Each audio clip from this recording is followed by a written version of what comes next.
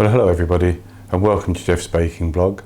Today I'm going to be making a cake that was suggested by my sister Pat, who lives in Australia, in South Australia actually. And she suggested that I look up on the internet orange and almond cake. And so I did a bit of research on that, and I found several recipes. In fact, I found lots of recipes, and many of them do things differently, but they're basically the same ingredients: almonds, sugar, eggs. Some have baking powder, some have a little bit of flour, and oranges. Some of them whisk the eggs separately, yolks and whites, and then fold them in. Some whisk them till they're very, very thick. But this recipe that I'm doing is from James Martin on the BBC food website, and it's quite straightforward. What you do is you take 2 large oranges, you put them in a pot of water, and you bring them to the boil, and then you simmer them for between 45 minutes to an hour until they're soft. And these are now very, very soft, and they've cooled down. Then what you do is you cut the oranges. You're going to use every part of the orange except for any seeds. So you need to take out the seeds as you find them.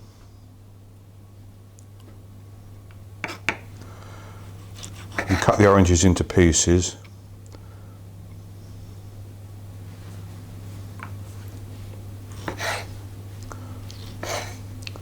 Looking for seeds.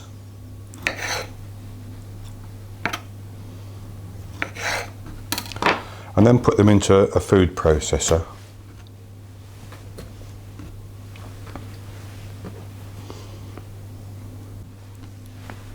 So, having put the oranges into the food processor, we're going to process them to a nice pulp.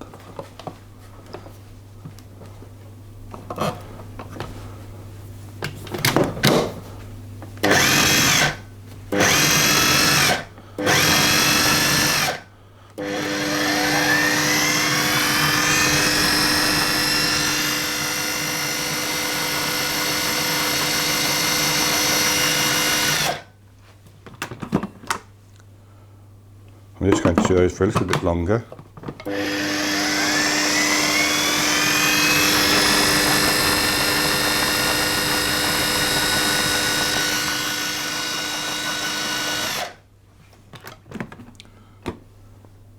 Okay, and then we're going to add in 6 medium eggs.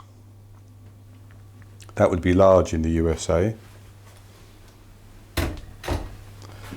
225 grams of caster sugar,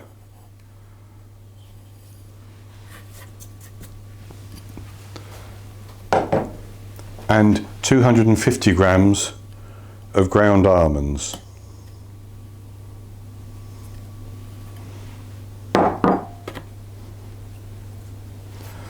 And we're simply going to pulse those together.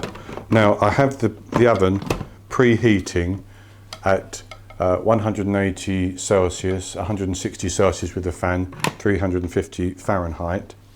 And I have greased a 9-inch, 23 centimetre springform pan, and I've lined the bottom with parchment paper. So we're going to just pulse this all together until it's nice and smooth.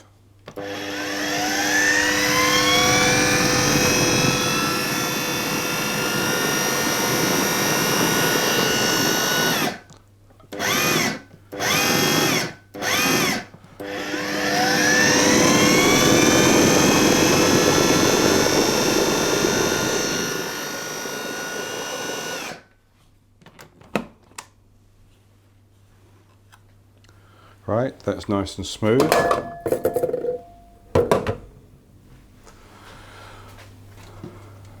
And so the next thing to do is to pour that into our cake tin.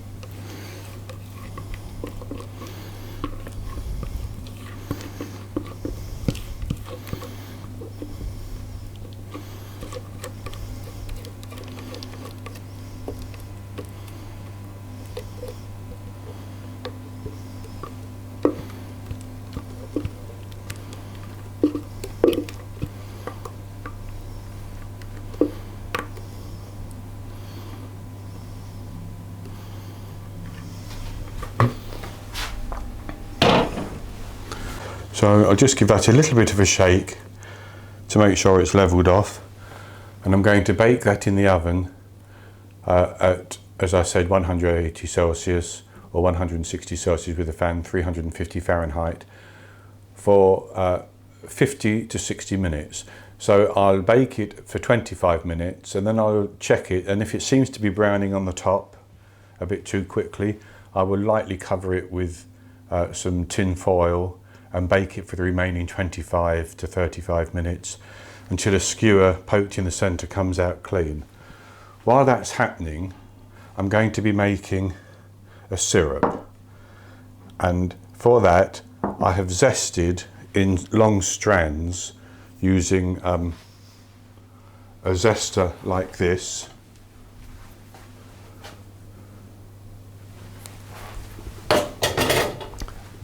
And to that zest I've added the juice from the orange that I zested, and I have 150 grams of caster sugar. I'm going to put both of those into a saucepan and then bring them to the boil and allow them to cook down until the sugar is all dissolved and it's started to thicken slightly, so that when I take the cake out of the oven I can put some holes in the top and pour the syrup over it. So I'll show you how we do that once the cake's in the oven. Okay, so I'm going to put the cake in the oven and then I will make the syrup, and I'll show you how to do that. I've just had to wait for the oven to come to temperature. Okay, so we'll put our 150 grams of sugar and the juice and the zest of the orange into the saucepan, and we'll turn it on.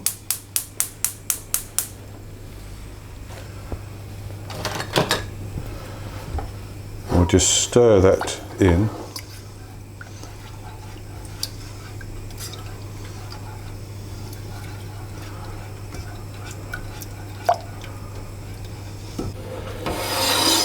So once that's at the boil, we're just going to let that simmer until it thickens, it reduces and thickens.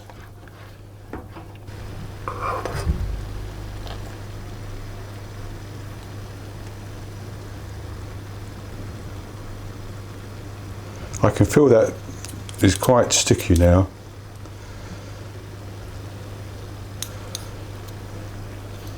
I'm just, now that it's cooled down, I'll touch that.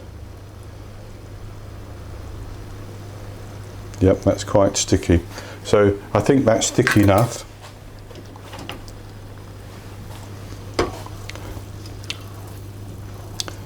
I'm going to turn that off, and I'm going to just set that aside to cool until our cake comes out of the oven. So I'll be back with you when the cake's out of the oven.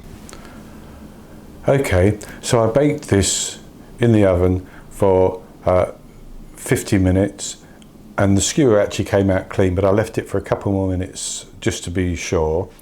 And what I'm going to do now is I'm going to poke a series of holes in the top, not going all the way to the bottom.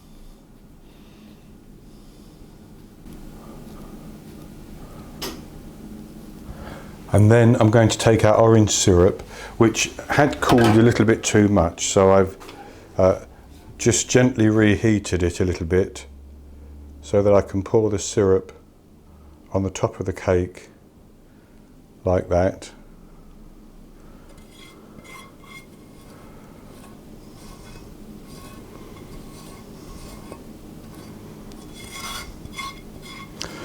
Now this cake, having taken it out of the oven, I allowed it to cool for a few minutes before turning it out.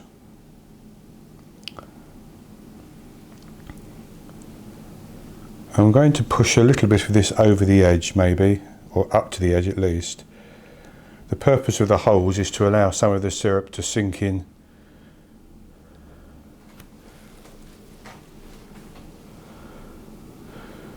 to the cake.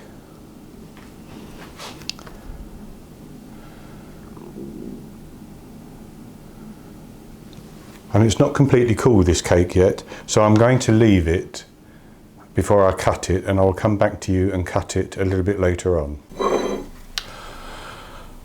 Well, I was going to leave this to cool, but I decided I want to taste it, so I'm going to cut it now. Now this frosting, or this syrup, has firmed up. If I'd heated it and had it hotter when I poured it over, it would have sunk in more. But I actually quite like how it's firmed up on top of the cake. So that would be fine for me. And I'm just going to lift this piece out. Look at that. Okay, so I'm going to have a little taste of this.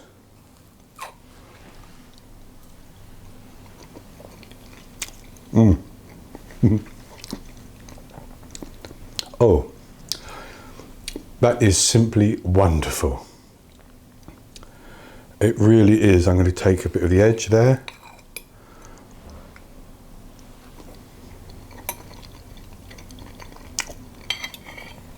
It's amazingly light.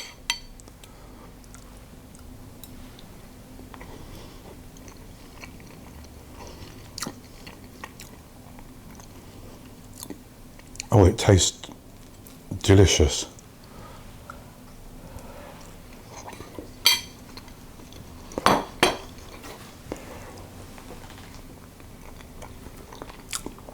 Now it's still a bit warm. It will be even better, I'm sure, when it's completely cooled down. So that's it for this recipe. I do hope you've enjoyed it. And if you have, please give me the thumbs up below the video and click on the subscribe button to subscribe to my YouTube channel.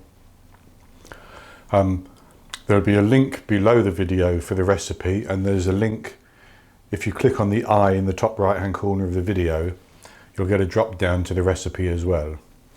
So that's going to be it for today. I'll be back with you with another recipe in the very near future. So until then, happy baking.